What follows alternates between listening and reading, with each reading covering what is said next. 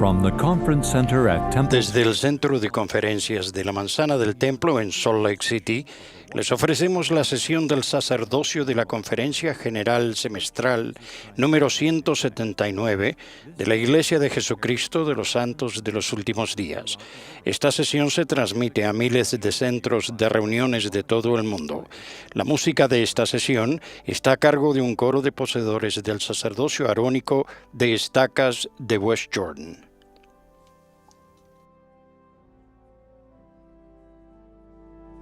Dieter F. Uchtdorf, segundo consejero de la primera presidencia, dirigirá esta sesión.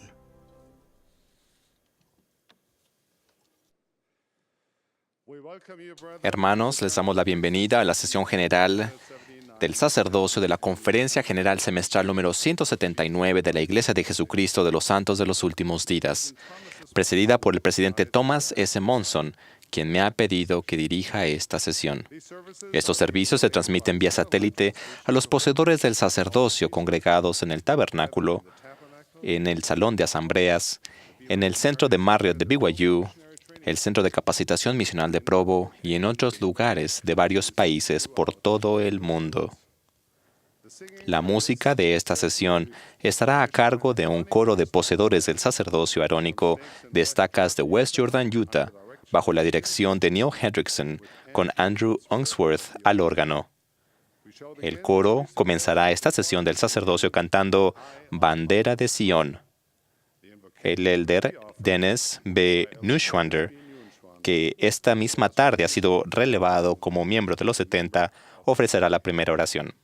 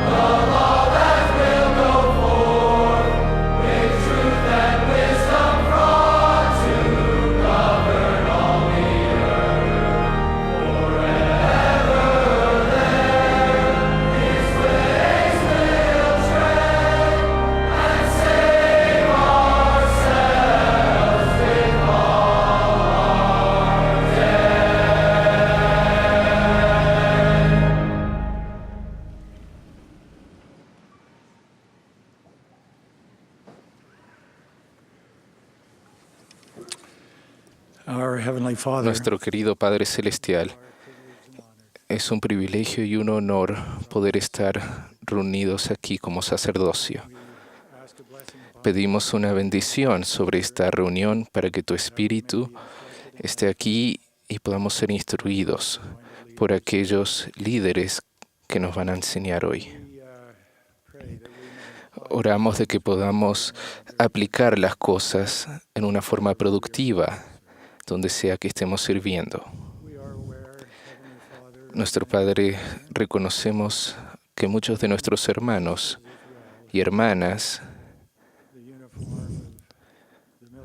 que usan el uniforme militar a través de muchos países en el mundo, oramos que les puedas bendecir y que oigas sus oraciones y las oraciones de sus familias para que haya paz en un mundo complicado. También oramos para que nosotros, como poseedores del sacerdocio, vayamos y busquemos la paz donde sea que estemos a través de nuestro servicio. Ahora, Padre, te pedimos que abras nuestro corazón y nuestros oídos para los mensajes de hoy. En el nombre de Jesucristo. Amén.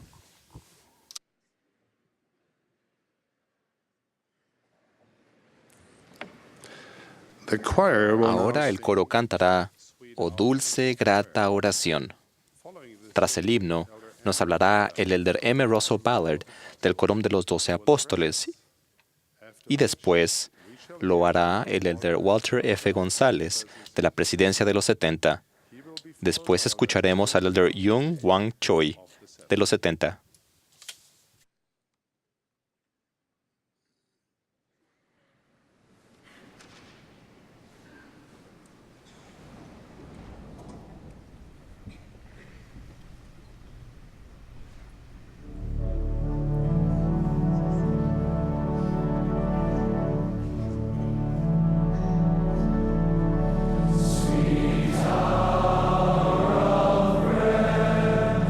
Sweet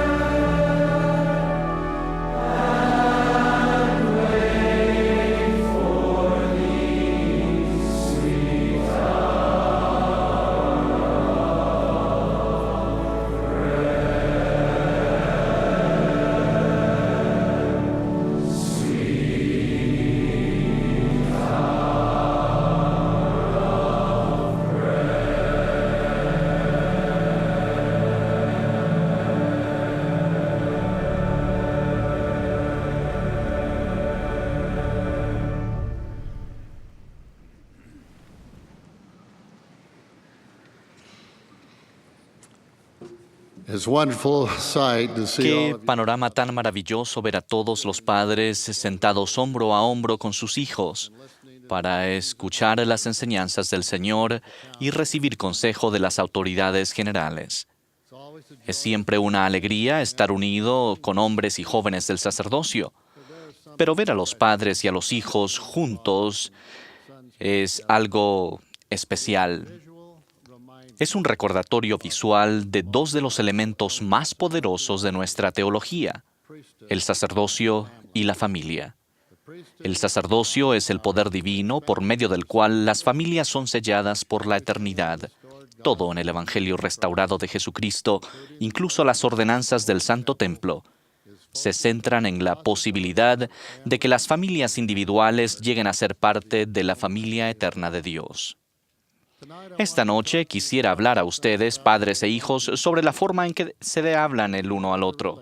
No existe otra relación como la que puede y debe existir entre un chico y su papá.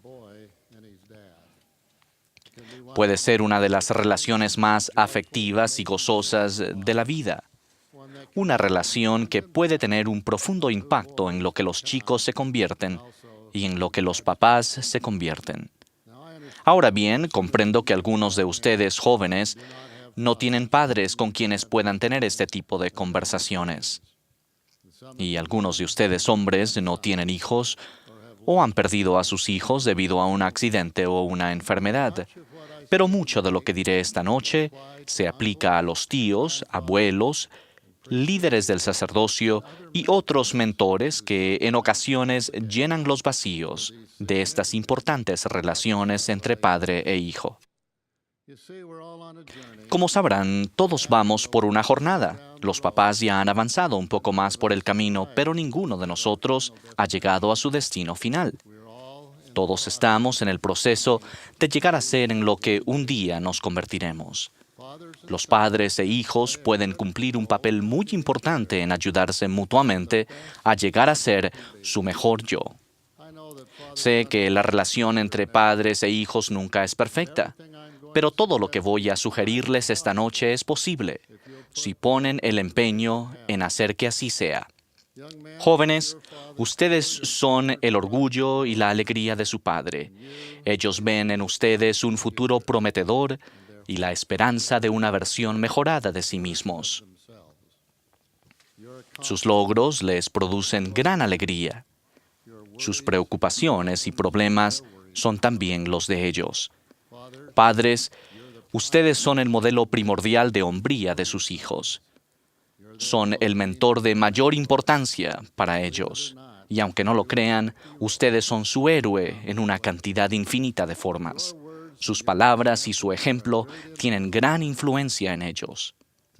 Esta noche quiero dar a ustedes, los jóvenes, 3 sugerencias sencillas sobre cómo sacar el provecho máximo a su relación con su papá.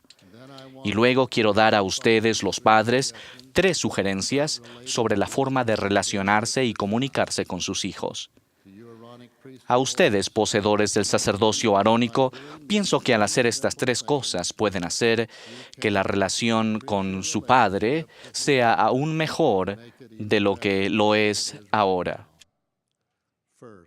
Primero, confíen en su padre. Él no es perfecto, pero los ama y nunca haría nada que él no pensara que fuera para su beneficio. Así que hablen con él. Exprésenle sus pensamientos y sentimientos, sueños y temores. En cuanto más sepa sobre su vida, más posibilidades hay de que comprenda sus preocupaciones y les dé buenos consejos. Cuando confíen en su papá, él sentirá la responsabilidad de esa confianza y se esforzará más que nunca por comprender y ayudar. Como su padre, tiene el derecho de recibir inspiración a su favor. Los consejos que les dé serán expresiones sinceras de alguien que los conoce y ama. Lo que más desea su papá es que sean felices y que tengan éxito. Entonces, ¿por qué no confiar en alguien así? Chicos, confíen en su papá. Segundo, Interésense en la vida de su padre. Pregúntenle en cuanto a su trabajo, sus intereses, sus metas. ¿Cómo decidió dedicarse al trabajo que realiza? ¿Cómo era cuando tenía la edad de ustedes? ¿Cómo conoció a su mamá? Y conforme aprendan más sobre él, quizás se den cuenta de que sus experiencias les ayudan a comprender mejor por qué responde de la manera que lo hace. Obsérvenlo. Presten atención a la forma en que trata a su mamá. Fíjense cómo cumple con sus llamamientos de la iglesia. Observen cómo se relaciona con otras personas. Les sorprenderá lo que aprenderán de él al simplemente observar y escucharlo. Piensen en cuanto a lo que no saben de él y averigüenlo. Su amor, admiración y comprensión aumentarán por lo que aprendan. Chicos, interésense en la vida de su papá. Y tercero, pídanle consejo a su padre. Seamos sinceros, probablemente les dará su consejo, ya sea que se lo pidan o no. Pero es mucho mejor cuando ustedes se lo piden. Pídanle su consejo en cuanto a la actividad en la iglesia, las clases, los amigos, la escuela, las citas con el sexo opuesto, los deportes y otros pasatiempos. Pídanle su consejo sobre las asignaciones que ustedes tienen en la iglesia, sobre su preparación para la misión, sobre las decisiones que tienen que tomar. No hay nada que demuestre mayor respeto por otra persona que el pedirle su consejo, ya que lo que realmente se dice cuando se pide consejo es: aprecio lo que sabes y las experiencias que has tenido, y valoro tus ideas y sugerencias. El que los padres escuchen estas cosas de sus hijos es algo muy agradable. Por experiencia propia, sé que los padres a los que se les pide consejo procuran dar consejos buenos, sensatos y útiles. Cuando le piden consejo a su papá, no solo reciben el beneficio de sus comentarios, sino que ustedes también le brindan un poco más de motivación para esforzarse por ser un mejor padre y un mejor hombre. Pensará con mayor detenimiento en cuanto a lo que sea que aconseje y pondrá mayor empeño en predicar por el ejemplo. Jóvenes, pidan el consejo de su padre. Y bien, padres, ahora les toca a ustedes. Hablemos sobre algunas cosas que pueden hacer para mejorar la relación con sus hijos. Observarán que hay un enlace entre las 3 sugerencias que les voy a dar con las 3 que di a sus hijos. No es coincidencia. Primero, padres, escuchen a sus hijos. Realmente escúchenlos. Hagan el tipo correcto de preguntas y escuchen lo que les digan cada vez que tengan unos cuantos minutos juntos. Ustedes necesitan saber, no adivinar, sino saber lo que sucede en la vida de su hijo. No supongan que saben lo que siente solo porque ustedes fueron jóvenes algún día. Sus hijos viven en un mundo muy diferente de aquel en el que ustedes se criaron. Conforme ellos expresen lo que sucede, ustedes deberán escuchar con mucha atención, sin juzgarlos, a fin de comprender lo que están pensando y lo que están pasando. Busquen una conexión con ellos. A algunos padres les gusta llevar a sus hijos a pescar o a algún evento deportivo. A otros les gusta ir a pasear tranquilamente en auto o trabajar juntos en el jardín.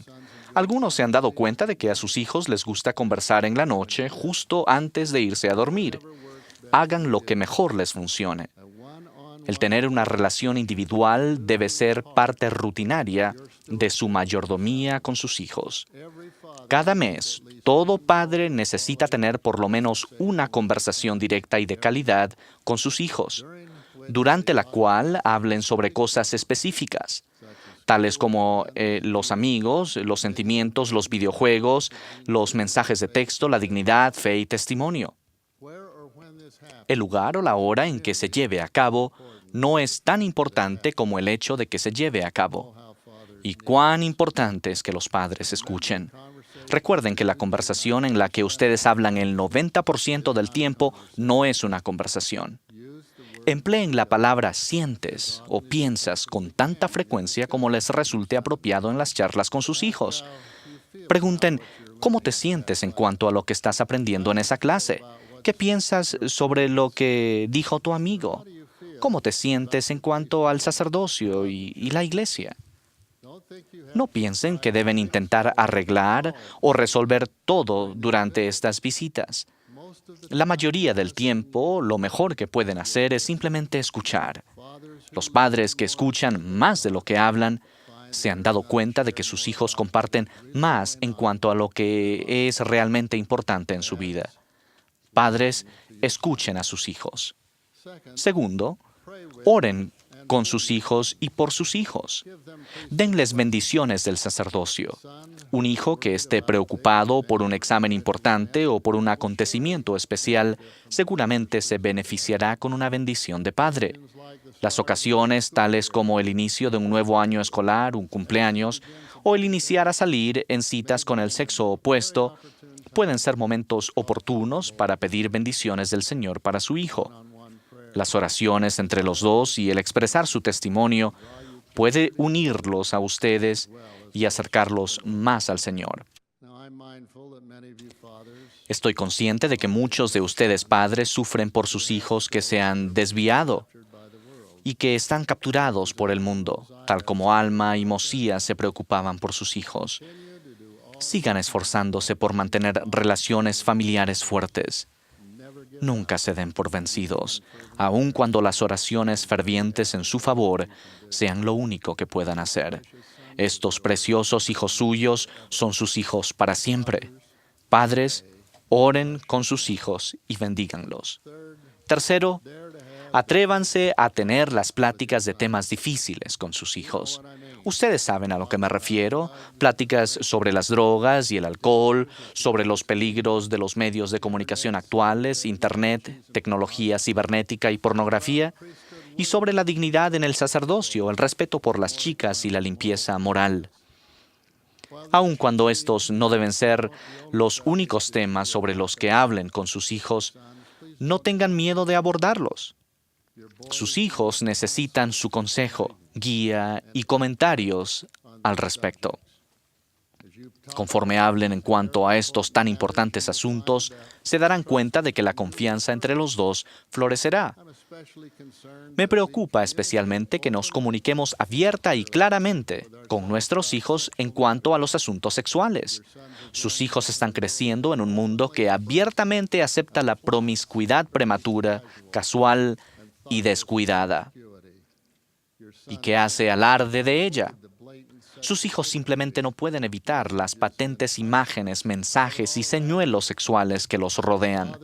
Los padres y los líderes de la Iglesia deben tener pláticas abiertas y frecuentes que enseñen y aclaren la forma en que los jóvenes del sacerdocio deben abordar este asunto.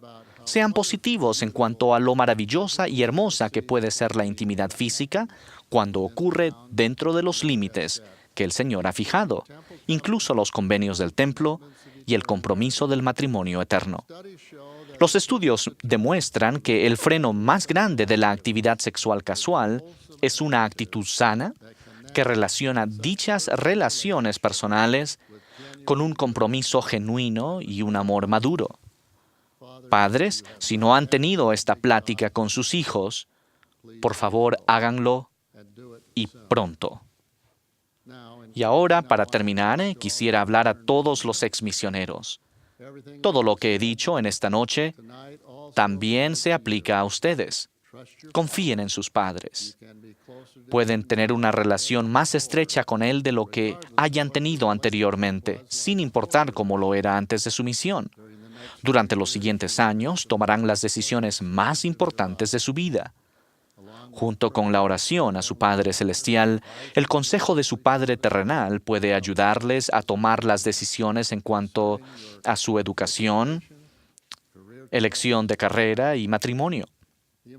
La decisión más importante que tomarán en esta vida es la de casarse con la joven correcta en el templo. Mientras que nadie debe apresurar esta importante decisión, todo exmisionero debe estar trabajando en ello. Estén en los lugares en los que puedan conocer al tipo correcto de amigos y salgan en citas. El simplemente pasarla juntos no es la forma ni es suficiente. El cortejo parece ser un arte que se ha perdido. Vuelvan a descubrirlo. Realmente funciona. Pregúntenle a su papá, ellos lo saben. No se vayan por el camino del mundo. Más bien, mantengan la dignidad y el espíritu que disfrutaron en la misión. La Iglesia necesitará su liderazgo en el futuro. Y padres, las 3 sugerencias que les hice hace unos momentos también se aplican absolutamente a la relación que tengan con sus hijos exmisioneros. Escúchenlos y relaciónense con ellos regularmente en una conversación directa. Hablen con ellos a fondo sobre sus sentimientos y deseos. Oren con ellos y denles bendiciones a medida que afronten las decisiones importantes de su futuro. Estoy agradecido por mi hijo y por mis yernos que me han enseñado tanto. Y ruego ahora que Dios los bendiga, que nos bendiga a todos nosotros como padres e hijos, para que podamos honrar nuestro sacerdocio y nos amemos los unos a los otros, al establecer nuestras relaciones los unos con los otros. Una de las grandes prioridades de nuestra vida es mi oración en el nombre de Jesucristo. Amén.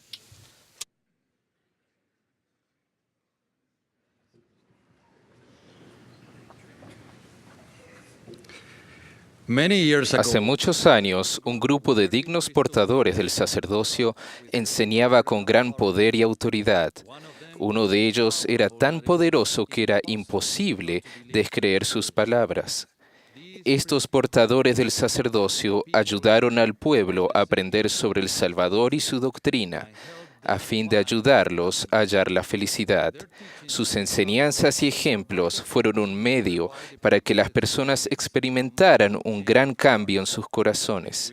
Sabemos que miles fueron guiados por ellos al bautismo y a hacer convenios para perseverar hasta el fin.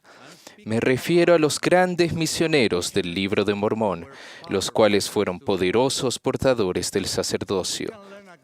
Podemos aprender mucho de aquellos hijos de Leí.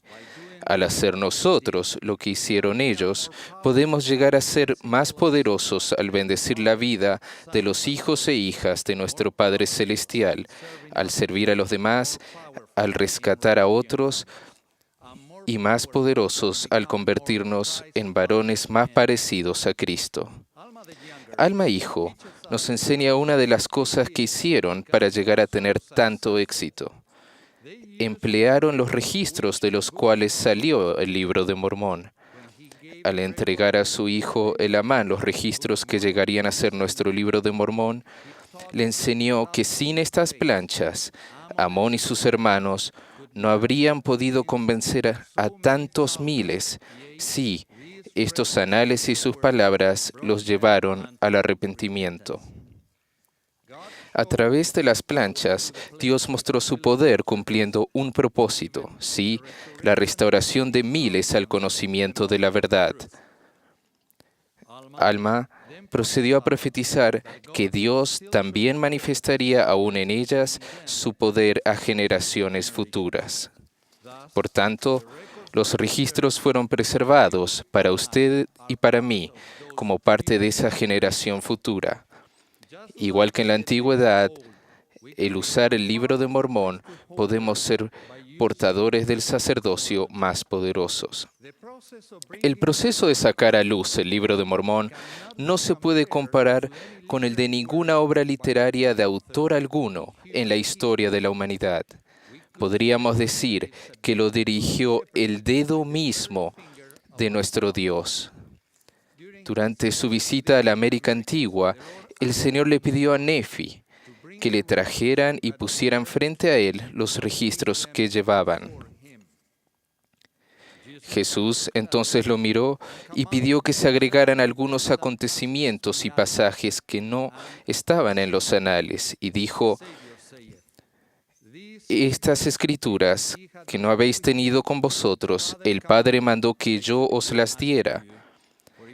porque en su sabiduría dispuso que se dieran a las generaciones futuras. Siento una gratitud eterna por ser parte de estas generaciones futuras. Soy miembro de la Iglesia hoy en día gracias al Libro de Mormón. Jamás olvidaré lo que sentí cuando, siendo un joven en Uruguay, leí por primera vez el libro sagrado. No me fue necesario leer mucho de Primer Nefi para experimentar un gozo que no se puede expresar en palabras. Era como si el libro estuviera permeado del Espíritu del Señor y me hizo sentir más cerca de Dios. Esa experiencia le dio más significado a la declaración del profeta José Smith cuando, refiriéndose al libro, expresó que un hombre se acercaría más a Dios al seguir sus preceptos que los de cualquier otro libro. Reconozco también la importancia de la promesa del presidente Thomas S. Monson cuando dijo que a medida que leamos el Libro de Mormón y los otros libros canónicos, a medida que pongamos a prueba las enseñanzas, llegaremos a saber de la veracidad de la doctrina, porque es lo que se nos ha prometido. Sabremos si es del hombre o de Dios. Esas promesas nos dan gozo ahora y en el futuro. Una vez que recibí un testimonio del Libro de Mormón, el sentimiento natural que siguió fue desear aplicar las enseñanzas del libro haciendo convenios. Lo hice al bautizarme y ser confirmado miembro de la Iglesia. Estos convenios, efectuando mediante la ordenanza del sacerdocio, junto con el conocimiento obtenido gracias al Libro de Mormón, me cambiaron la vida. No ha de sorprender, entonces, que cuando el Salvador visitó la América Antigua, además de enseñar doctrina, le dio a Nefi y a otros el poder de bautizar. En otras palabras, la doctrina y las ordenanzas estuvieron de la mano. La aplicación plena de las enseñanzas del Libro de Mormón efectivamente requiere las ordenanzas del sacerdocio con sus convenios pertinentes. Existen libros que salen al mercado y rápidamente se convierten en bestsellers. A veces, el interés que despiertan es tal que el público espera anhelosamente su lanzamiento. Esos libros parecen inundar el mercado enseguida y se puede ver personas leyéndolos por todas partes. Dios, en su sabiduría infinita, reservó el Libro de Mormón para beneficiarnos. Su propósito no es convertirse en un bestseller, es decir, en uno de los libros más vendidos. Sin embargo, podemos hacer que este libro sagrado sea de lo más leído y de los más aplicados en nuestra vida. Permítanme sugerirle 3 actividades que pueden ayudarnos a convertir el Libro de Mormón en el libro más leído y más aplicado, lo cual nos facultará en la actualidad para llegar a ser portadores del sacerdocio más poderosos aún como los de la antigüedad. Primero, deleitarse en las palabras de Cristo. Debemos leer el Libro de Mormón a fin de deleitarnos en las palabras de Cristo, porque aquí las palabras de Cristo os dirán todas las cosas que debéis hacer. Deleitarse en las palabras de Cristo es una experiencia única. Cuando leemos buscando principios y doctrina que nos ayudan en nuestra vida diaria, experimentaremos un entusiasmo renovado. Por ejemplo, cuando la generación creciente enfrenta desafíos al lidiar con la presión social, podemos leer el libro específicamente buscando enseñanzas que les ayuden con este tipo de reto. Una enseñanza así podría ser la de Lemuel, quien tomó algunas decisiones erradas porque cedió a la presión de Amán. No hizo lo correcto porque no conocía la manera de proceder de aquel Dios que lo había creado. Un principio que podemos derivar de ese incidente es que el aprender doctrina sobre la forma en que Dios procede con nosotros nos ayuda a lidiar con la presión social. El Libro de Mormón contiene más enseñanzas y ejemplos de este tema. Y somos nosotros la generación que se puede beneficiar de las enseñanzas de este gran libro. Segundo, aplicar a nuestra vida todo lo que aprendamos sobre Cristo.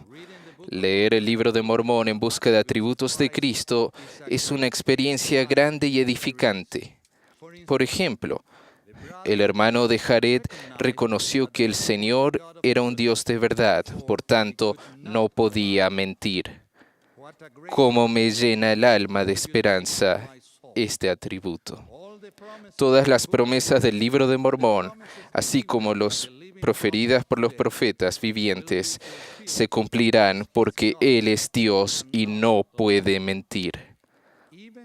Aún en estos tiempos turbulentos, sabemos que las cosas saldrán bien si seguimos las enseñanzas del Libro de Mormón y de los profetas vivientes.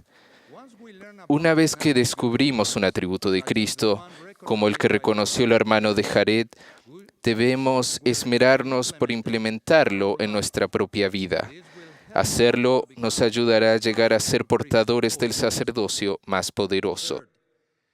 Tercero, enseñar la doctrina y los principios de las páginas sagradas del Libro de Mormón. Podemos enseñar los principios de dicho libro a cualquiera.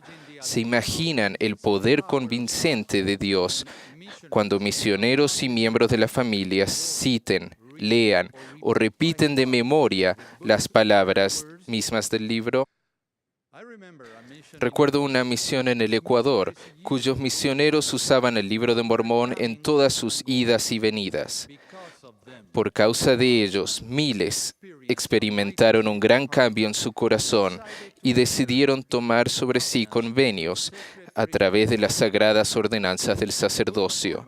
El Libro de Mormón es un instrumento de oro para encontrar y convertir a los honrados buscadores de la verdad y para rescatar y traer nuevamente a la actividad del Evangelio a muchos de nuestros hermanos y hermanas.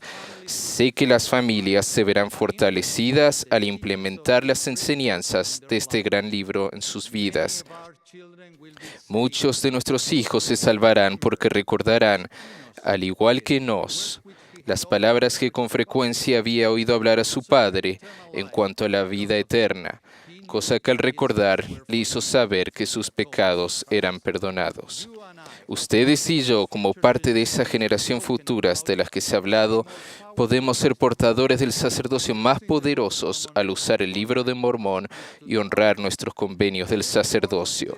El Libro de Mormón testifica de Jesús el Cristo, de quien yo también testifico. En el nombre de Jesucristo. Amén.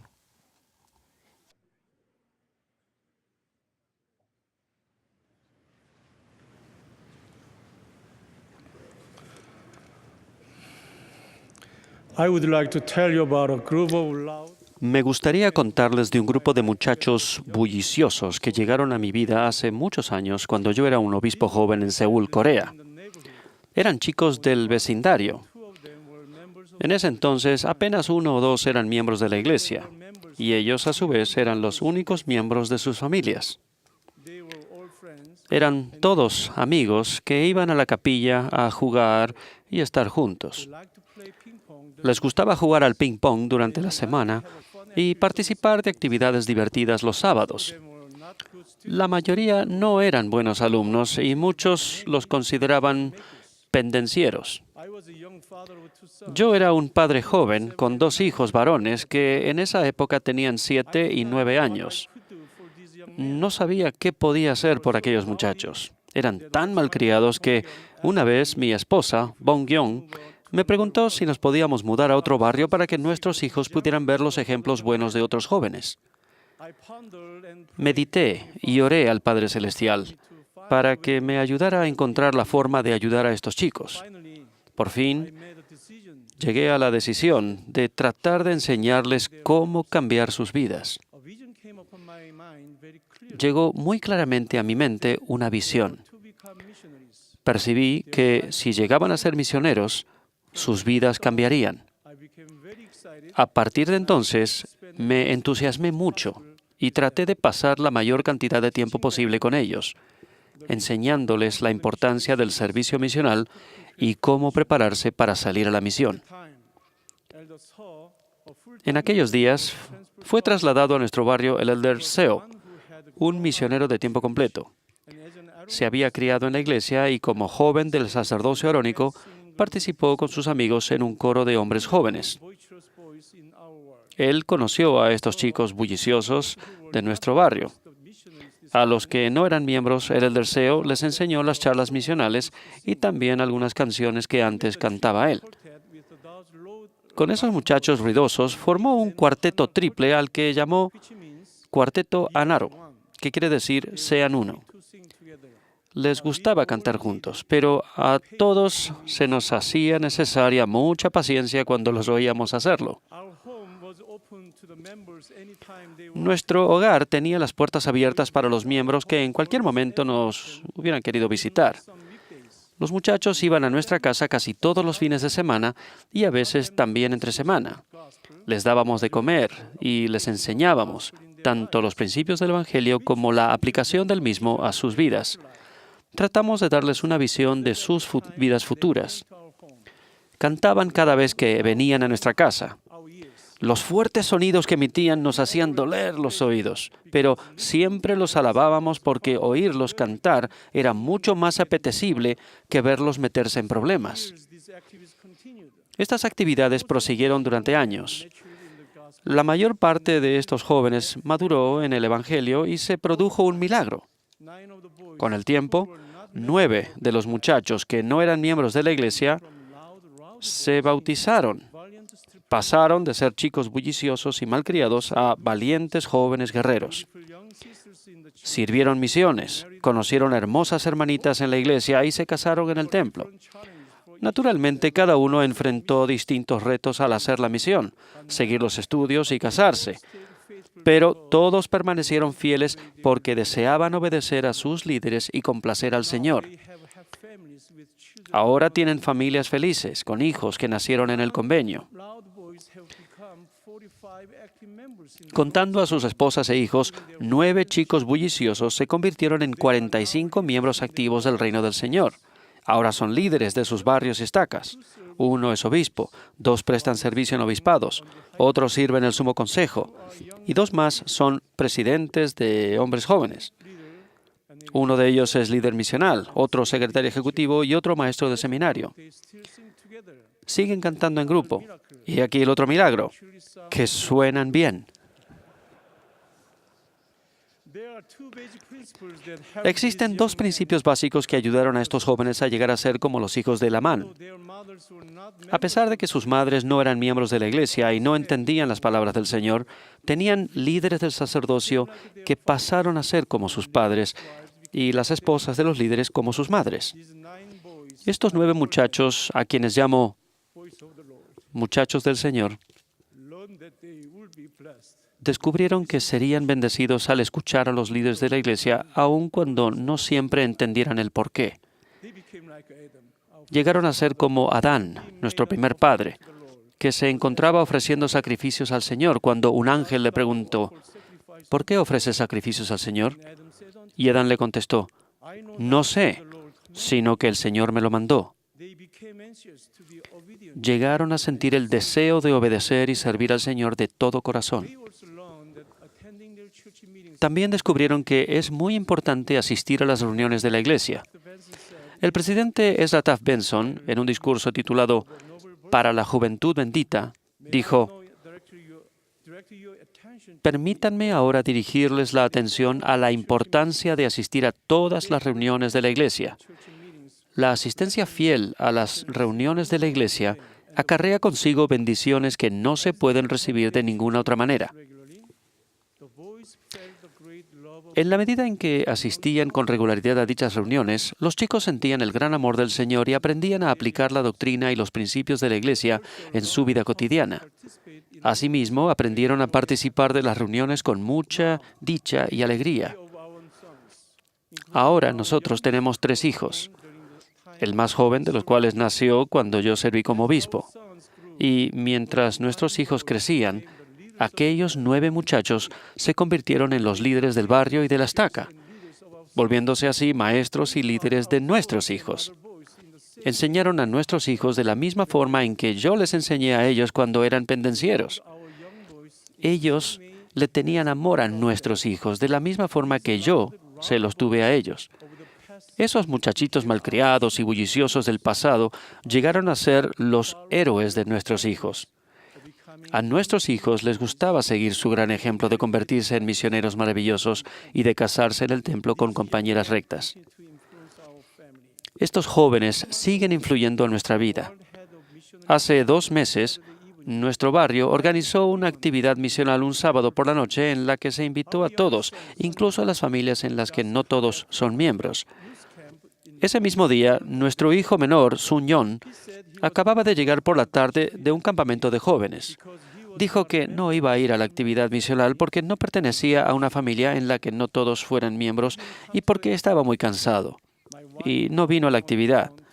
Mi esposa lo llamó por teléfono para explicarle que todos estaban invitados, pero él contestó: "Ya sé, pero hoy no voy", y colgó. Esa noche, inmediatamente después de empezar la actividad, Sun Yon entró y se sentó muy callado junto a su madre y le susurró lo siguiente: "Justo después de colgar el teléfono, me acordé de que papá me preguntó por qué los del cuarteto Anaro tuvieron tanto éxito en la vida.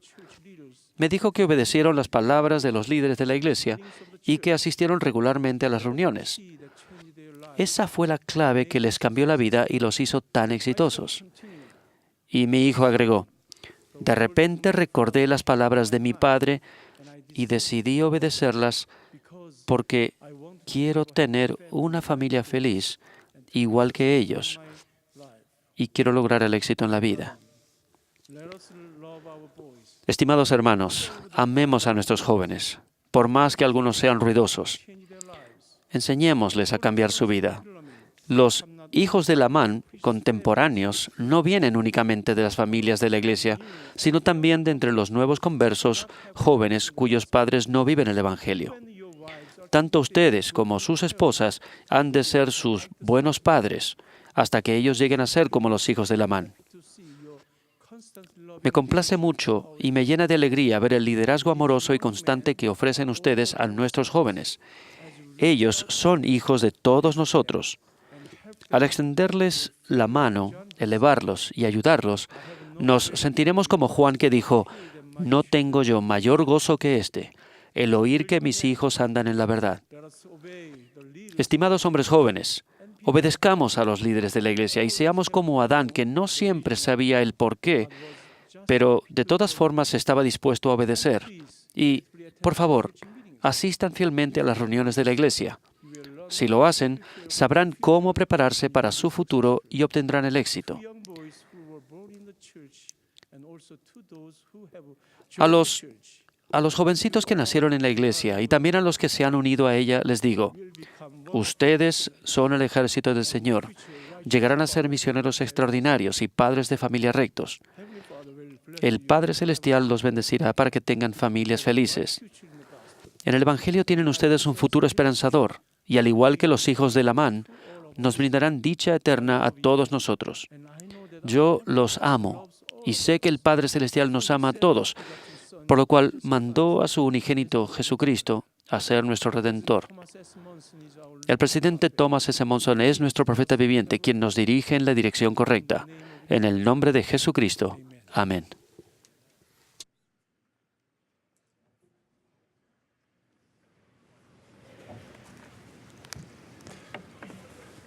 Thank you, brethren. Gracias, hermanos. Ahora el coro y la congregación cantarán el himno número 15, Loor al profeta. Después del himno, yo mismo tendré el privilegio de dirigirme a ustedes. Después de mis palabras, nos dirigirá la palabra el elder Henry B. Eyring, primer consejero de la primera presidencia.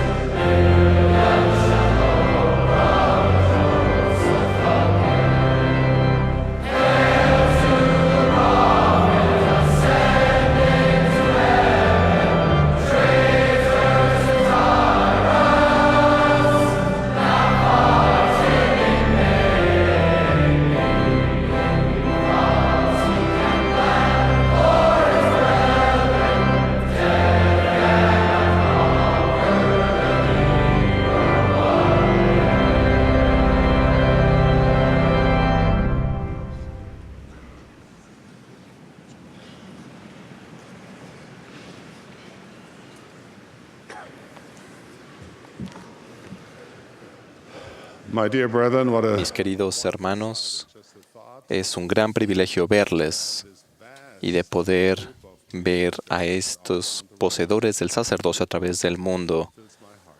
Y eso llena mi corazón y mi mente y mi alma, de poder ver a estos jóvenes del Señor. Al visitar a los miembros de la Iglesia por el mundo y por medio de los canales establecidos del sacerdocio, nosotros recibimos información directa en cuanto a las condiciones y los desafíos de nuestros miembros doquiera estén. Durante años, muchos de nuestros miembros se han visto afectados por desastres mundiales, tanto naturales como los causados por el hombre.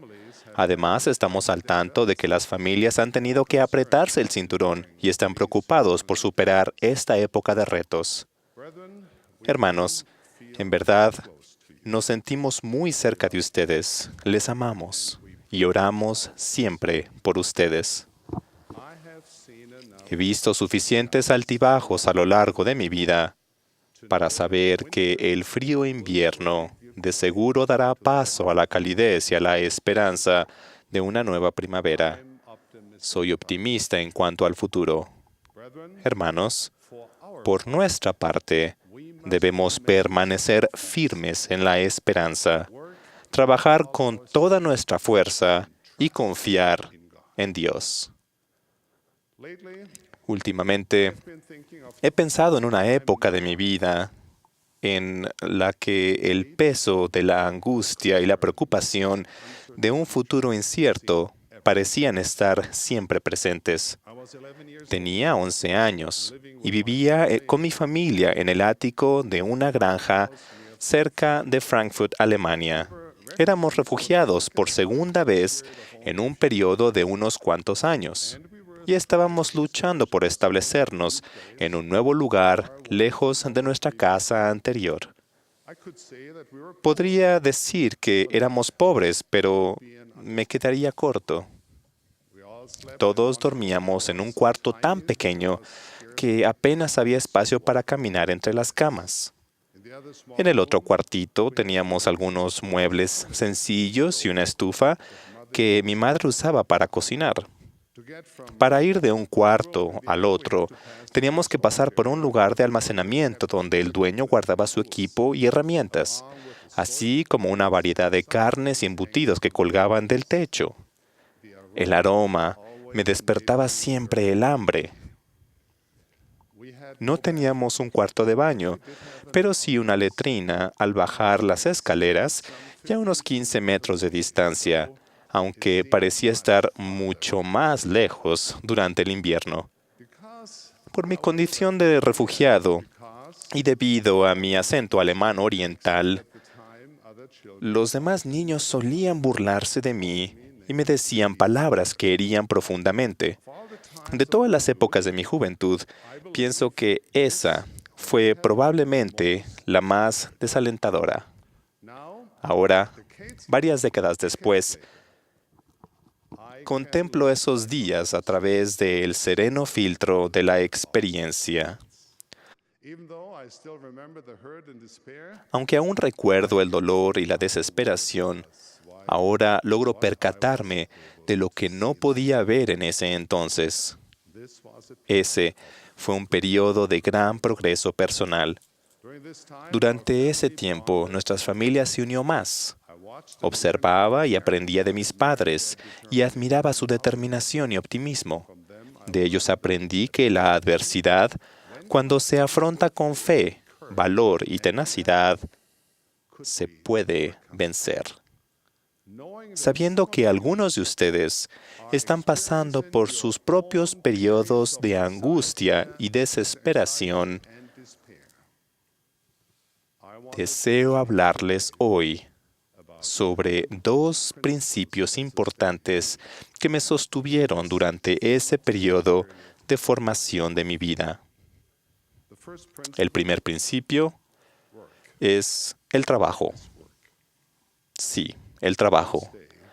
Hasta el día de hoy me siento profundamente impresionado por la forma en que mi familia trabajó, tras haberlo perdido todo después de la Segunda Guerra Mundial. Recuerdo a mi padre, empleado público, tanto por estudios como por experiencia, que desempeñó varios trabajos difíciles como minero de uranio, mecánico y también conductor de camiones, entre otros.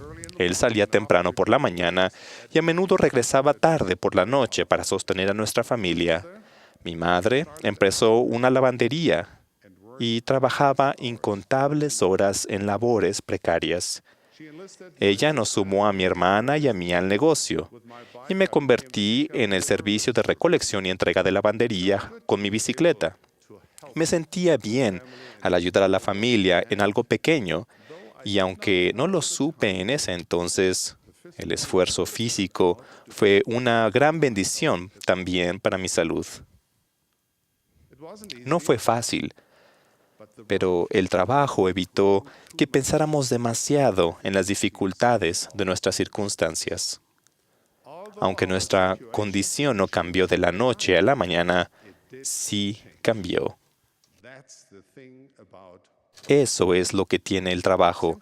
Si perseveramos en el fin, firmes y constantes, las cosas seguramente mejorarán.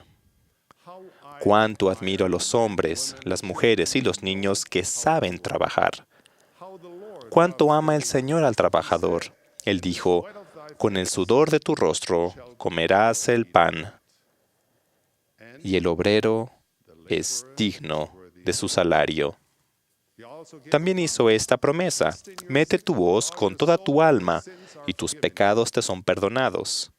Aquellos que no tienen miedo de recogerse las mangas y de consagrarse al logro de metas dignas son una bendición para su familia, la comunidad, la nación y también la iglesia.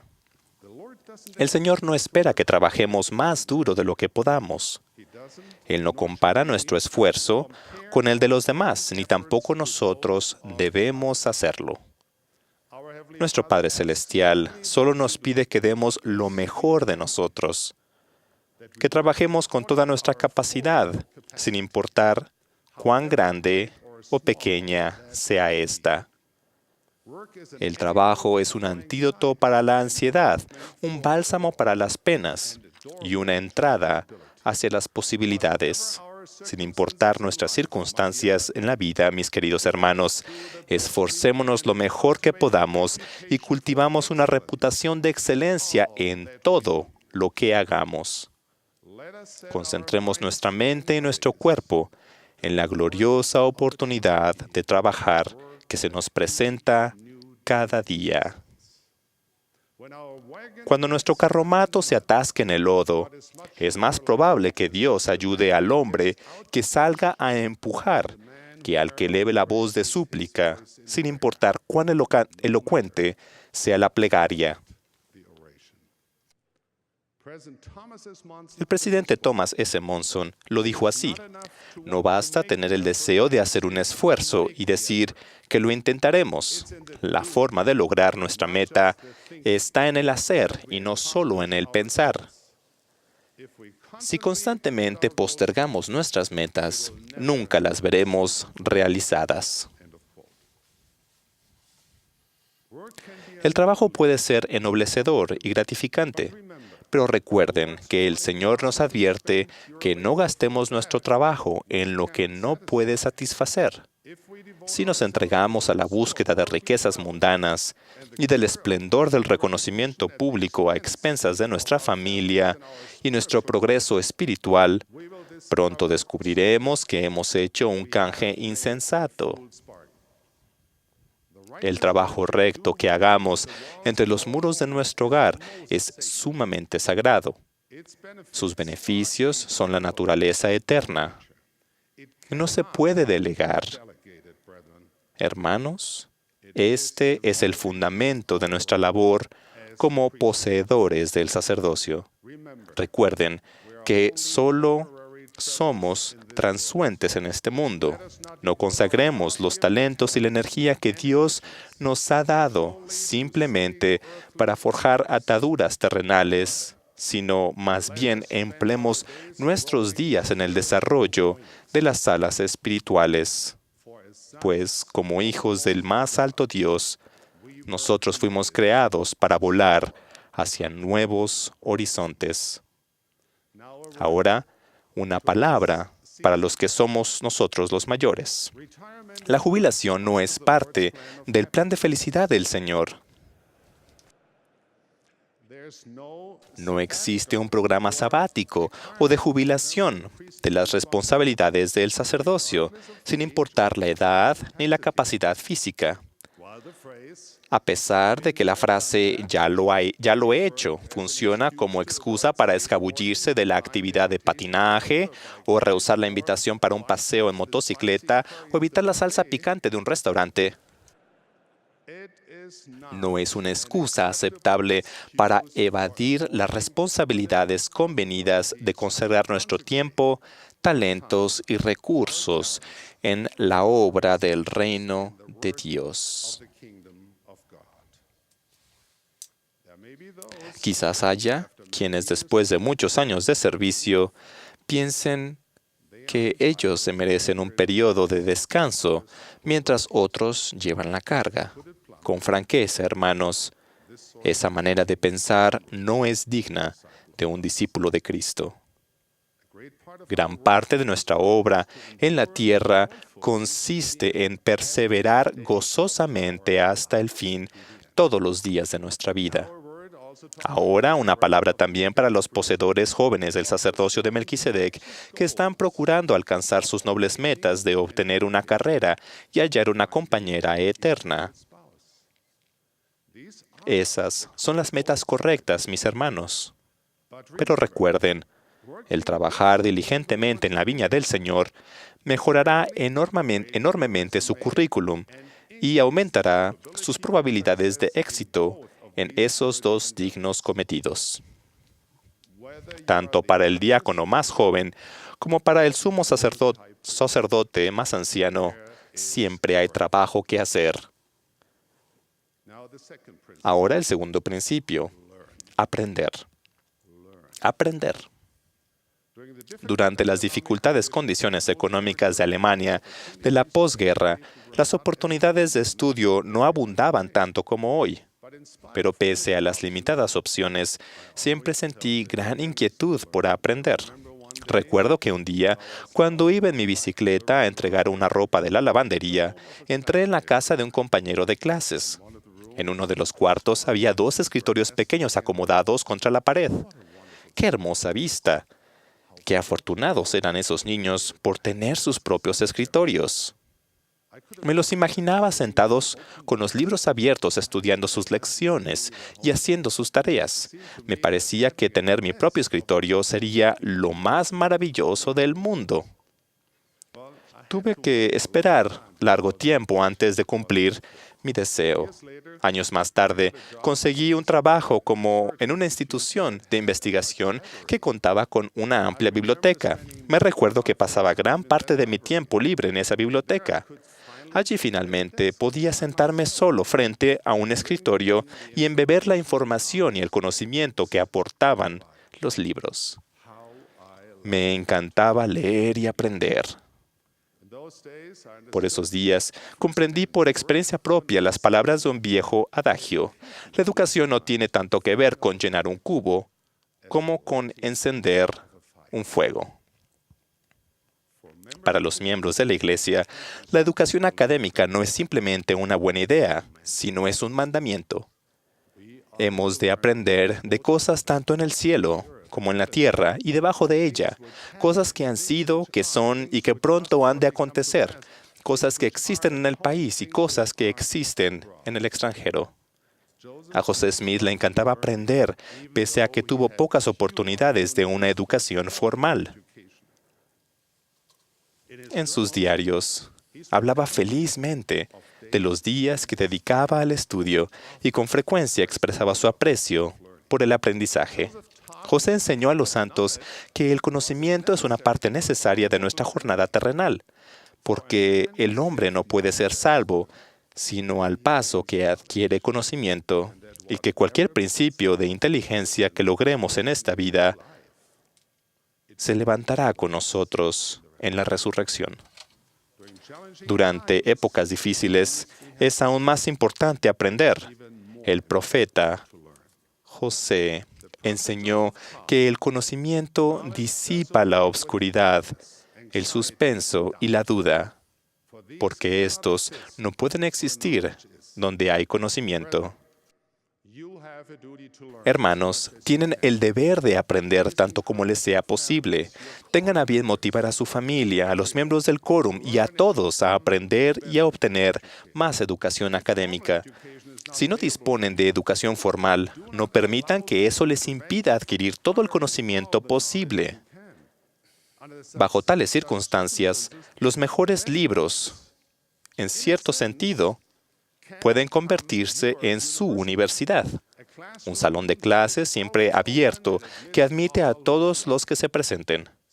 Esfuércense por aumentar su conocimiento de todo lo virtuoso o bello o de buena reputación o digno de alabanza. Busquen conocimiento tanto por el estudio como por la fe. Busquen con un espíritu humilde y un corazón contrito. El aplicar el aspecto espiritual de la fe a su estudio, incluso de cosas temporales, les permitirá ampliar su capacidad intelectual, porque si vuestra mira está puesta únicamente en la gloria de Dios, vuestro cuerpo entero será lleno de luz, el cual comprende todas las cosas. En nuestro aprendizaje, no subestimemos la fuente de la revelación. Las Escrituras y las palabras de los apóstoles y profetas modernos son fuentes de sabiduría, de conocimiento divino y de revelación personal para ayudarnos a hallar respuestas a todos los retos de la vida. Aprendamos de Cristo.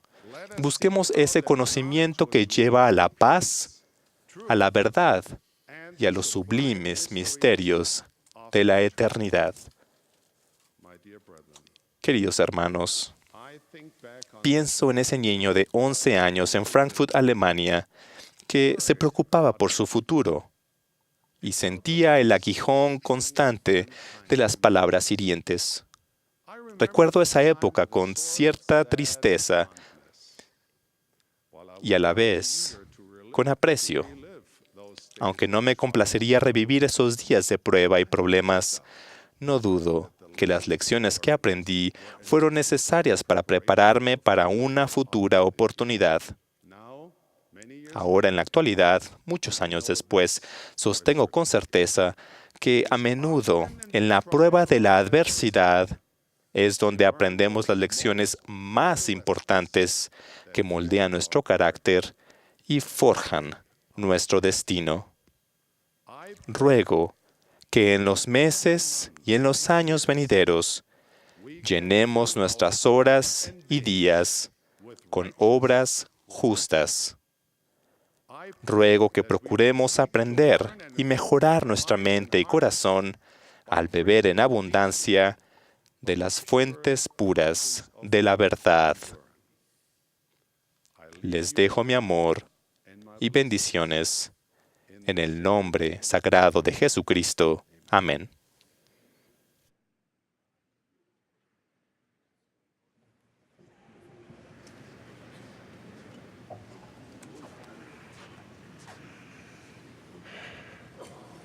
Wherever I am, Donde quiera que esté, de día o de noche, tengo a la mano un pequeño frasco de aceite de oliva.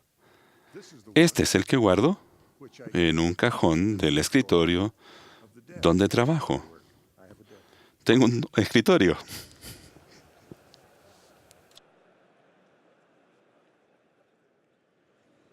there is one in my pocket. Llevo uno en mi bolsillo cuando trabajo afuera o viajo. Y también hay uno en los gabinetes de la cocina de mi casa. Es un poco grande para traerlo para acá esta noche. El que tengo en la mano tiene la fecha del día en que alguien ejerció el poder del sacerdocio para consagrar el aceite puro para bendecir y sanar a los enfermos. A los jóvenes del sacerdocio arónico, incluso a los padres de estos, podrían pensar que soy un poco exagerado en mis preparativos. Pero la llamada durante el día o el golpe en la puerta en la noche siempre llega de sorpresa.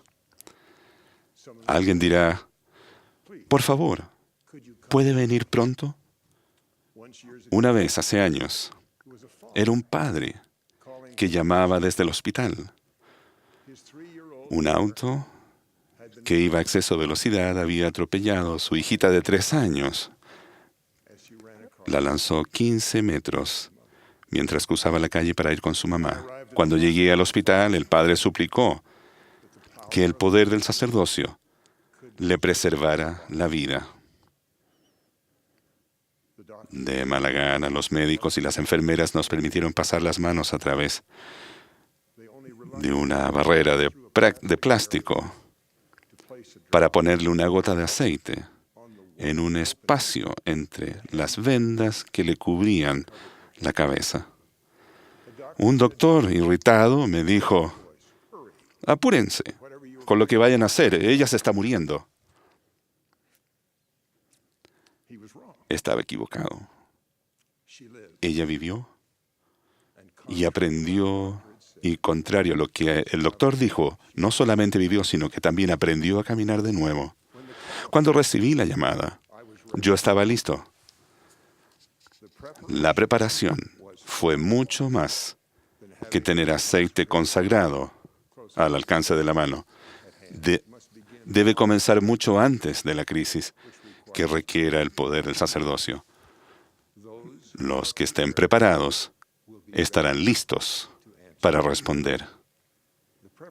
La preparación comienza en la familia, en los quórumes del sacerdocio arónico y mayormente en la vida privada de los jóvenes. Los quórumes y las familias deben ayudar, pero la preparación que cuenta la realizarán los jóvenes que toman decisiones que los elevan a su gran destino como siervos del sacerdocio para Dios. El destino de la nueva generación de poseedores del sacerdocio es mucho más que estar preparados para invocar el poder de Dios para sanar a los enfermos. La preparación implica estar preparados para ir y hacer lo que el Señor desea que se haga, mientras el mundo se prepara para su venida. Ninguno de nosotros sabe con exactitud lo que esas tareas serán, pero sí sabemos lo que se requerirá para estar listos. Así que cada uno de nosotros podemos prepararnos. Lo que necesiten en ese dramático momento lo obtendrán con el fiel desempeño del servicio obediente. Les diré 2 de las cosas que necesitarán y la preparación que se requiere para estar listos. Lo primero es tener fe. El sacerdocio es la autoridad para actuar en el nombre de Dios. Es el derecho de invocar los poderes del cielo. De modo que tienen que tener fe en que Dios vive y que se han ganado su confianza para permitirles usar su poder para sus propósitos. Un ejemplo del Libro de Mormón les permitirá ver cómo un hombre llevó a cabo esa preparación. Había un poseedor del sacerdocio llamado Nefi, que recibía una difícil asignación del Señor. Dios lo envió a llamar al arrepentimiento a la gente inicua antes de que fuera demasiado tarde para ellos. Por iniquidad y odio se estaban matando unos a otros. Ni siquiera su pesar los había humillado lo suficiente para arrepentirse y obedecer a Dios. Debido a la preparación de Nefi, Dios lo bendijo con poder para cumplir su asignación. Las palabras amorosas de él que daban poder a Nefi son una guía para nosotros. Bienaventurado eres tú, Nefi, por las cosas que has hecho, porque he visto que has declarado infatigablemente a este pueblo la palabra que te he dado. Y no les has tenido miedo, ni te has afanado por tu propia vida. Antes bien, has procurado mi voluntad y el cumplimiento de mis mandamientos. Y porque has hecho esto tan infatigablemente. He aquí, te bendeciré para siempre y te haré poderoso en palabra, en hecho, en fe y en obras. Sí, al grado de que todas las cosas te serán hechas según tu palabra, porque tú no pedirás lo que sea contrario a mi voluntad. He aquí, tú eres Nefi, y yo soy Dios. He aquí te lo declaro en presencia de mis ángeles, que tendrás poder sobre este pueblo, y herirás la tierra con hambre, y con pestilencia, y destrucción, de acuerdo con la iniquidad de este pueblo. He aquí te doy poder, de que cuanto sellares en la tierra, sea sellado en los cielos, y cuanto desatares en la tierra, sea desatado en los cielos. Y así tendrás poder entre este pueblo. El relato del libro de Mormón nos dice que el pueblo no se arrepintió, de modo que Nefi le pidió que Dios cambiara las estaciones, pidió un milagro para ayudar al pueblo a escoger el arrepentimiento debido a la hambruna. La hambruna llegó. La gente se arrepintió. Luego le suplicaron a Nefi que le pidiera lluvia a Dios. Él lo hizo y Dios honró esa fe inquebrantable. Esa fe no comenzó en el momento en que Nefi la necesitaba, ni tampoco la confianza de Dios en Nefi. Él se ganó esa fe y la confianza de Dios al trabajar valiente y constantemente al servicio del Señor. Ustedes jóvenes están edificando esa fe ahora para cuando la necesiten. Quizás sea algo tan pequeño como llevar el acta del quórum de diáconos o de maestros. Hace años había unos jóvenes que llevaron registros meticulosos de lo que decidían y hacían jóvenes unos meses mayores que ellos. Eso requirió la fe, en que Dios llamaba a los jóvenes de 12 años a su servicio y que estos eran guiados por la revelación. Algunos de esos secretarios de quórumes de antaño ahora integran los consejos presidentes de la iglesia y leen las actas que otros preparan y reciben revelación ahora como la recibían los líderes a los que sirvieron cuando eran jóvenes como ustedes. Habían sido preparados para confiar en que Dios revela su voluntad aún en asuntos aparentemente insignificantes en su reino. El Señor dijo que podía confiar en Nefi porque él no pediría nada contrario a la voluntad de Dios. Para tener esa confianza, el Señor tenía que estar seguro de que Nefi creía en la revelación, la procuraba y la seguía. Parte de la preparación de Nefi en el sacerdocio era mucha experiencia en seguir la inspiración de Dios y debe ser parte de la preparación de ustedes. Veo que eso ocurre hoy. En meses recientes he escuchado a diáconos, maestros y presbíteros dar discursos que claramente son tan inspirados y poderosos como los que escucharán en la conferencia general. Al sentir el poder que se da a los jóvenes poseedores del sacerdocio, he pensado en la nueva generación que se levanta a nuestro alrededor como la marea. Ruego que yo y los de las generaciones que los precedieron nos levantemos en la marea junto con ellos. La preparación del sacerdocio arónico es una bendición para todos nosotros, así como para las personas a las que prestarán servicio en su generación y en las generaciones venideras. Y sin embargo, no todo es perfección. No todos los jóvenes deciden prepararse, y esa debe ser su decisión. Ellos son responsables de sí mismos. En su amoroso plan, esa es la manera del Señor. Pero muchos jóvenes tienen poco o ningún apoyo de los que podrían ayudarles en su preparación. Y los que podemos ayudar, tendremos que rendir cuentas ante el Señor.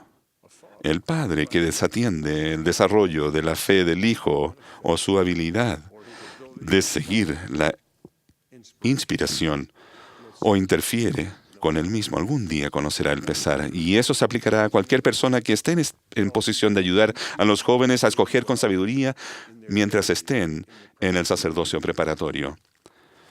Ahora, lo segundo que necesitarán es la confianza en que pueden merecer las bendiciones y la confianza que Dios les ha ofrecido. La mayoría de las influencias que les rodean los arrastran a dudar de la existencia de Dios, de su amor por ellos y de la realidad de los mensajes a veces apacibles que reciben por medio del Espíritu Santo y del Espíritu de Cristo. Es posible que sus compañeros los presionen a escoger el pecado y si lo hacen, esos mensajes de Dios se volverán cada vez más tenues. Para ayudarles a prepararse podemos amarlos, amonestarlos y demostrarles que confiamos en ellos. Pero podemos ayudar aún más mediante nuestro ejemplo, como siervos fieles e inspirados. En la familia, los quórumes, las clases y al relacionarnos con ellos en cualquier entorno, podemos actuar como verdaderos poseedores del sacerdocio que usan el poder del mismo como Dios nos ha enseñado. Para mí esa instrucción queda muy clara en la sección 121 de Doctrina y Convenios. En esa sección, el Señor nos advierte que nuestro motivo debe ser puro. Ningún poder o influencia se puede ni se debe mantener en virtud del sacerdocio, sino por persuasión, por longanimidad, benignidad, mansedumbre y por amor sincero. Al dirigir a los jóvenes y al influir en ellos, nunca debemos hacerlo para satisfacer nuestro orgullo y ambición. Nunca debemos usar la compulsión en ningún grado de injusticia. Esa es la elevada norma del ejemplo que debemos dar a nuestros jóvenes. Vi que se logró cuando yo era maestro y presbítero. Mi obispo y los que servían con él estaban decididos a no perder a ninguno de nosotros. Según mi parecer, su determinación era motivada por su amor por el Señor y por nosotros, y no por el egoísmo. El obispo tenía un sistema. El asesor de cada quórum debía ponerse en contacto con todo joven con el que no hubiera hablado ese domingo. No debían acostarse hasta que no hubiesen hablado con el joven que había faltado, con sus padres o con uno de sus amigos cercanos. El obispo le prometió que no apagaría la luz hasta que hubiera tenido un informe sobre cada uno de los muchachos. No creo que les haya dado una orden. Simplemente dejó muy claro que esperaba que ellos tampoco apagaran su luz hasta que hubiesen dado ese informe. Él y los que servían con él hacían mucho más que velar por nosotros. Nos demostraban con el ejemplo lo que significa cuidar a las ovejas del Señor. Ningún esfuerzo era demasiado grande para él, ni para los que nos servían en los quórumes. Por su ejemplo, nos enseñaron lo que significa trabajar incansablemente al servicio del Señor. El Señor nos prepara mediante el ejemplo. No tengo idea si pensaban que alguno de nosotros llegara a hacer algo especial, pero nos trataban como si así fuera, porque estaban dispuestos a pagar cualquier precio personal para que no perdiéramos la fe. No sé cómo logró el obispo que tantas personas tuvieran tan elevadas expectativas, hasta donde se lo hizo por persuasión, por longanimidad, benignidad, mansedumbre y por amor sincero. El método que usó el obispo de no apagar la luz tal vez no funcionaría en algunos lugares, pero el ejemplo de cuidar incansablemente a cada joven y de responder rápidamente trajo el poder del cielo a nuestra vida. Siempre será así. Ayudó a los jóvenes a prepararse para el día en que Dios los necesitaba, en familias y en su reino.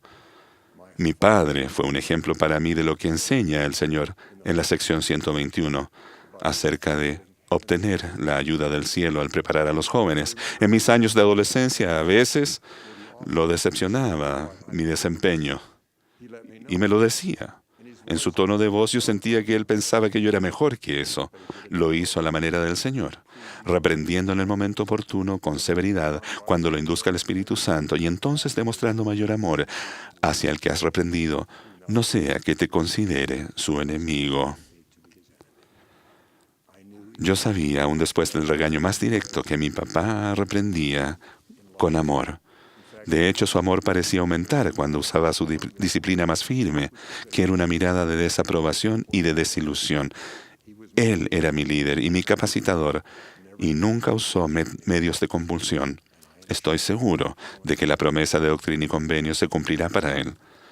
La influencia que tuvo en mí fluirá hacia él para siempre jamás. Muchos padres y líderes, al escuchar las palabras de la sección 121 de Doctrina y Convenios, sentirán que deben elevarse más para cumplir con esa norma. Así me pasa a mí. ¿Pueden recordar el momento en que regañaron a un niño o a un joven con severidad al ser inducidos por algo que no era la inspiración? ¿Recuerdan algún momento en que le dijeron a su hijo que hiciera alguna tarea o sacrificio que ustedes no estaban dispuestos a hacer? El remordimiento puede motivarnos a arrepentirnos y estar más cercanos al ejemplo que hemos convenido ser. Al cumplir con nuestras obligaciones como padres y como líderes, ayudaremos a la nueva generación a elevarse hacia su glorioso futuro.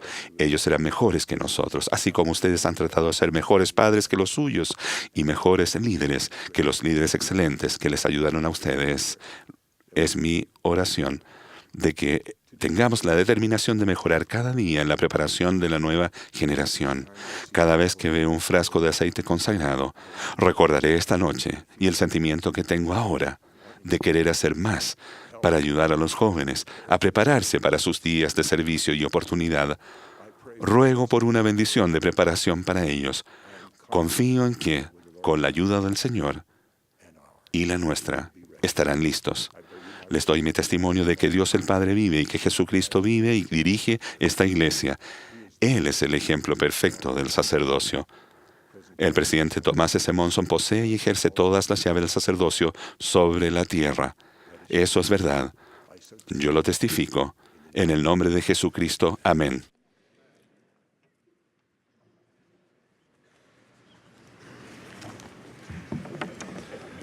Hermanos, les recordamos que la transmisión del programa del Coro del Tabernáculo será mañana de 9:30 a las 10 de la mañana, hora de Salt Lake. La sesión del domingo por la mañana comenzará inmediatamente después. Expresamos nuestro aprecio al coro por la bella música que nos han brindado y también damos las gracias a las autoridades que nos han hablado esta tarde. Ahora tendremos el privilegio de escuchar a nuestro amado profeta, el presidente Thomas S. Monson. Al concluir sus palabras, el coro cantará «Levantaos, hombres de Dios». Y el elder Lance P. Wickman de los 70 ofrecerá la última oración. Presidente Monson.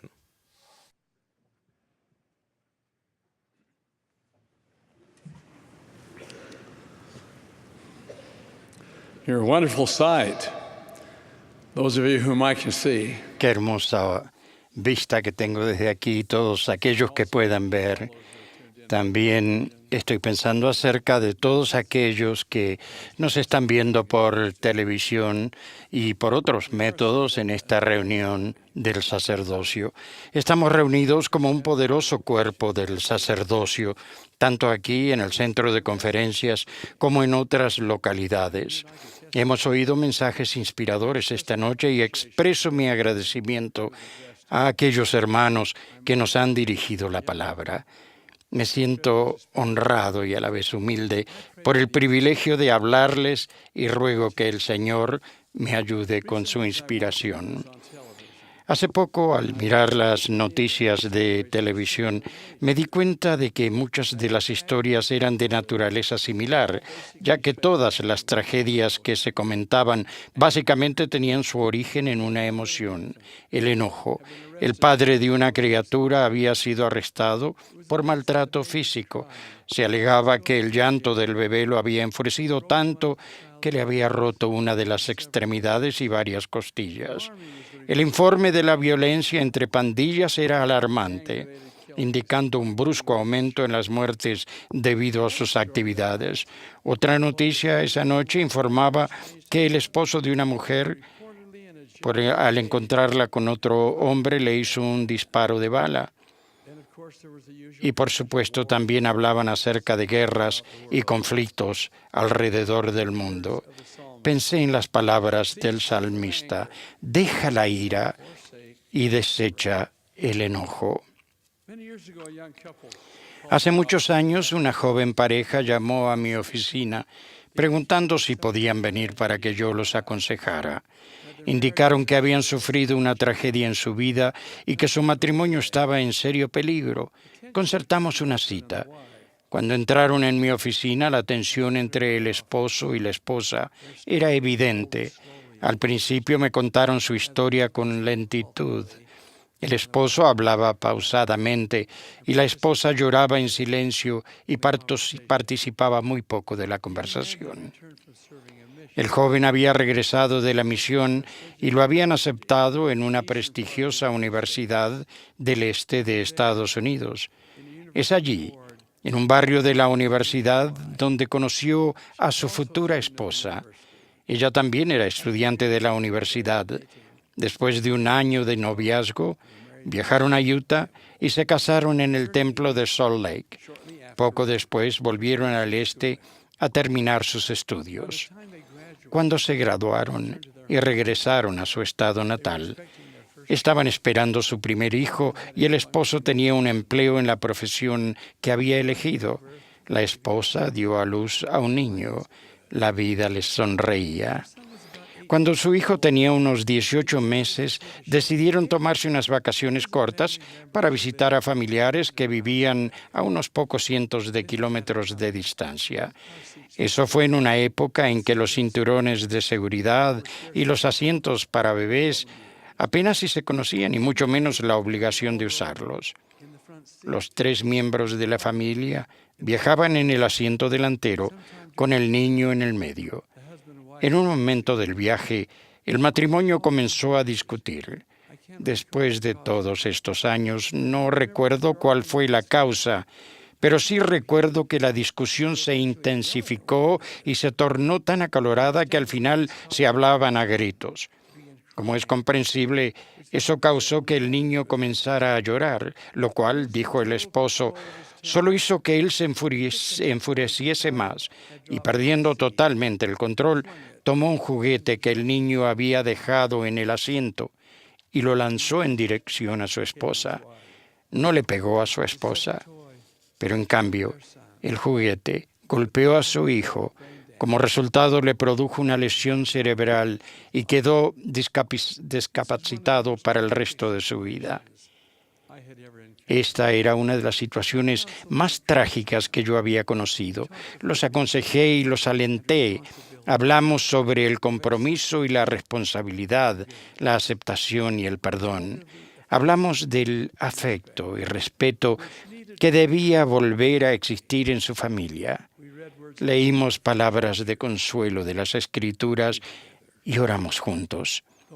Aunque no he sabido nada de ellos desde ese día tan lejano, estaban sonriendo a través de las lágrimas cuando salieron de mi oficina.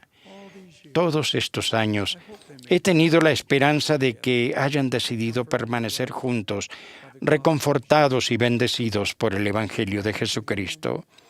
Pienso en ellos cada vez que leo las palabras: el enojo no resuelve nada ni edifica nada, pero puede destruirlo todo. Todos hemos sentido enojo. Puede que sea cuando las cosas no salen como queremos o una reacción a algo que se nos dijo. Tal vez lo sintamos cuando las personas no se comparten como queremos o cuando tenemos que esperar por algo más de lo que pensábamos. Quizás nos enojemos cuando los demás no pueden ver las cosas desde nuestro punto de vista. Parecerían existir innumerables posibles razones para enojarnos. Muchas veces nos molestamos por daños imaginarios o injusticias que concebimos. El presidente Heber J. Grant, 7º presidente de la Iglesia, relató acerca de una ocasión cuando era un joven adulto en la que hizo un trabajo para un hombre que luego le había enviado un cheque por $500 con una carta disculpándose por no poder pagarle más. Después, el presidente Grant hizo otro trabajo para otro hombre que, según dijo, fue 10 veces más difícil, requirió 10 veces más labor y le llevó mucho más tiempo. Este segundo hombre le envió un cheque por $150. El joven Heber sintió que lo habían tratado injustamente. Primero se sintió insultado y luego furioso. Le contó la experiencia a un amigo mayor que él, quien le preguntó: ¿el hombre tuvo la intención de insultarte? El presidente Grant respondió: no, le dijo a mis amistades que me había pagado muy bien. A lo cual el amigo respondió: Un hombre es un tonto si toma como insulto algo que no tuvo la intención de serlo. En Efesios capítulo 4, versículo 26 de la traducción de José Smith, el apóstol Pablo pregunta, ¿podéis airaros y no pecar? No se ponga el sol sobre vuestro enojo. Yo pregunto, ¿es posible sentir el Espíritu de nuestro Padre Celestial cuando estamos enojados? No conozco ninguna situación en que ese fuera el caso. En tercer Nefi y del libro de Mormón leemos, y no habrá disputas entre vosotros, porque en verdad os digo que aquel que tiene el espíritu de contención no es mío, sino del diablo, que es el padre de la contención, y él irrita los corazones de los hombres para que contiendan con ira unos con otros. He aquí, esta no es mi doctrina, agitar con ira el corazón de los hombres el uno contra el otro. Antes bien, mi doctrina es esta, que se acaben tales cosas. Enojarse es ceder a la influencia de Satanás. Nadie puede hacernos enojar, es nuestra decisión. Si deseamos tener un buen espíritu en todo momento, debemos escoger no enojarnos. Y yo testifico que eso es posible. El enojo, la herramienta de Satanás, es destructiva de muchísimas formas. Creo que todos conocemos la triste historia de Thomas B. Marsh y su esposa Elizabeth. El hermano Marsh fue uno de los primeros apóstoles de los días modernos que se llamó después de restaurar la iglesia sobre la tierra. Con el tiempo llegó a ser el presidente del quórum de los 12 apóstoles. Cuando los santos estaban en Far West, Missouri, Elizabeth Marsh, la esposa de Tomás, y su amiga, la hermana Harris, decidieron intercambiar leche a fin de hacer más queso del que harían de otra manera. Para asegurarse de que todo se hiciera de manera justa, convinieron en no separar lo que se llama la nata, sino que pondrían la leche y la nata juntas. La nata era lo último que salía al ordeñar y era más cremosa. La hermana Harris cumplió con el acuerdo, pero la hermana Marsh quiso hacer un poco de queso más delicioso, así que se guardó casi medio litro de nata de cada vaca y le mandó a la hermana Harris la leche sin la nata. Eso causó un altercado entre las dos mujeres. Cuando ellas no pudieron resolver sus diferencias, se refirió el asunto a los maestros orientadores para que lo resolvieran. Ellos determinaron que la hermana Marsh era culpable de no haber cumplido con lo acordado. Ella y su esposo se molestaron por la decisión y el asunto se refirió al obispo para que se llevara a cabo un tribunal de la iglesia. La corte del obispo decidió que la hermana Marsh había hecho mal en guardarse la nata y se la encontró culpable de violar el acuerdo. Thomas Marsh apeló al Sumo Consejo y los hombres que lo formaban confirmaron la decisión del obispo. Entonces apeló a la primera presidencia de la iglesia. José Smith y sus consejeros consideraron el caso y confirmaron la decisión del Sumo Consejo. El elder Thomas B. Marsh, que apoyó a su esposa durante todo el proceso, se enojó más y más con cada decisión. De hecho, estaba tan enojado que fue ante un magistrado y declaró que los mormones eran antagonistas al estado de Missouri. Su declaración originó, o al menos fue un factor en ello, la cruel orden de exterminación del gobernador Lilburn Boggs, que causó que más de 15,000 santos fueran arrojados de sus casas y trajera como consecuencia todo el terrible sufrimiento y muerte que siguió. Todo eso ocurrió por un desacuerdo sobre el canje de la leche y la crema. Después de 19 años de resentimiento y pérdida, Thomas B. Marsh viajó al valle del lago Salado y pidió perdón a Brigham Young. El hermano Marsh también le escribió a Heber C. Kimball, primer consejero de la primera presidencia, acerca de la lección que había aprendido. El hermano Marsh dijo, El Señor se las arregló muy bien sin mí y no perdió nada cuando yo me alejé de las filas de la iglesia. Pero en cambio yo, ¿cuánto perdí? Riquezas, mayores riquezas, de las que todo este mundo y muchos planetas como estos podrían proporcionar. Acertadas son las palabras del poeta John Greenleaf Whittier. De todas las palabras habladas o escritas, son estas las más tristes. Podría haber sido. Mis hermanos, todos somos propensos a esos sentimientos que, si no los controlamos, pueden conducir al enojo. Sentimos desagrado, irritación y antagonismo. Y si así lo escogemos, perdemos el control y nos enojamos con los demás. Irónicamente, con frecuencia los demás son los miembros de nuestra familia, las personas a quienes más queremos. Hace ya muchos años leí el siguiente comunicado de AP que apareció en un periódico. Y cito: un hombre mayor reveló en el funeral de su hermano, con quien había compartido, desde que era joven, una pequeña cabina de un cuarto cerca de Canisteo, Nueva York, que después de una pelea habían dividido la habitación por la mitad con una línea de tiza, y ninguno de los dos la había cruzado ni se habían dirigido la palabra desde ese día, 62 años antes. Fin de la cita. Piensen en la consecuencia de ese enojo. ¡Qué tragedia! Ruego que tomemos una decisión consciente cada vez que sea necesario de no enojarnos y de no decir las cosas crueles e hirientes que estemos tentados a decir. Me encanta la letra del himno escrito por el elder Charles W. Penrose, que sirvió en el Quórum de los 12 y en la primera presidencia en los primeros años del siglo XX.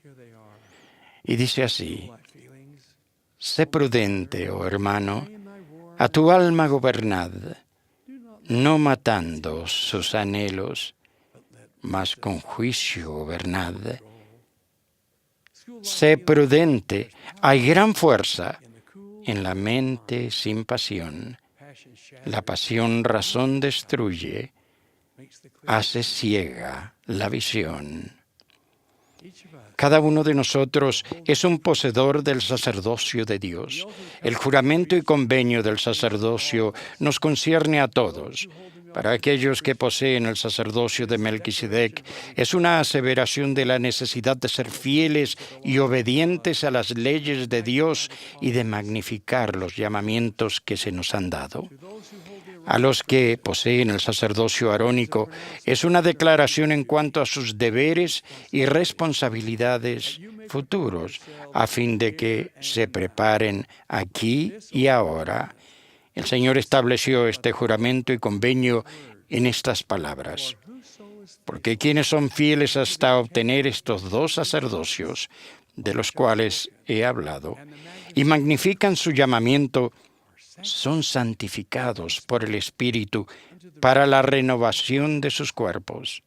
Llegan a ser los hijos de Moisés y de Aarón, y la descendencia de Abraham, y la iglesia y reino, y los elegidos de Dios. Y también todos los que reciben este sacerdocio, a mí me reciben, dice el Señor, porque el que recibe a mis siervos, me recibe a mí.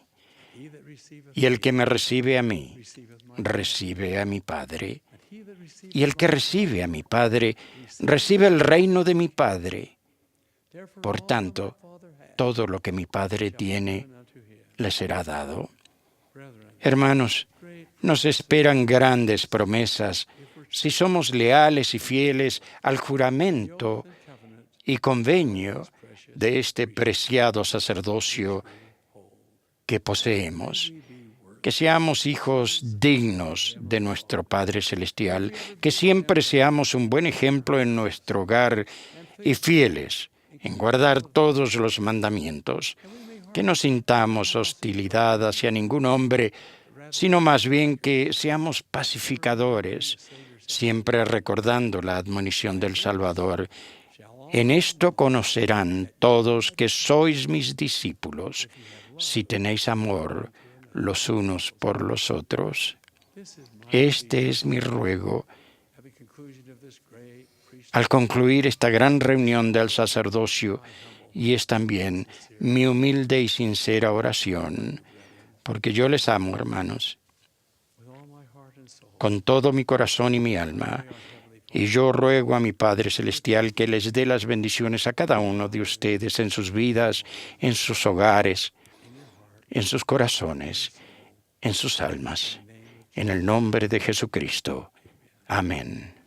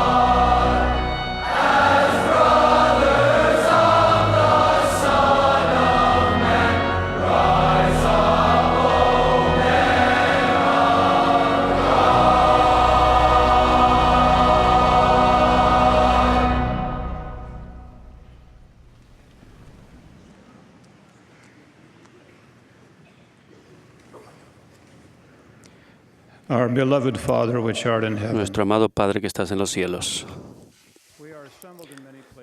Estamos reunidos en varios lugares esta tarde y venimos aquí al cierre de esta notable reunión de amor y unidad. Y Padre, te expresamos nuestra profunda gratitud por la sabiduría y lo práctico de todo lo que hemos oído aquí, pero especialmente te expresamos nuestra gratitud por el dulce poder del Espíritu que ha llenado nuestra alma. Y ahora, al partir de esta reunión, rogamos, Padre, que podamos hacerlo con espíritu de reflexión. Rogamos que podamos volver a casa, nuestros hogares a salvo, que nuestras actividades entre ahora y entonces vayan acorde con lo que hemos oído y sentido. Padre, estamos agradecidos por ser hombres de Dios, de poseer el sacerdocio. Y te pedimos que nos bendigas como resultado de nuestra experiencia aquí esta tarde, que seamos mejores de lo que éramos cuando llegamos. Y Padre, te pedimos que en verdad seamos hombres de honor y de rectitud y de valor. Ahora, Padre, Concluimos esta reunión con espíritu de amor y gratitud en el nombre de tu amado Hijo Jesucristo. Amén.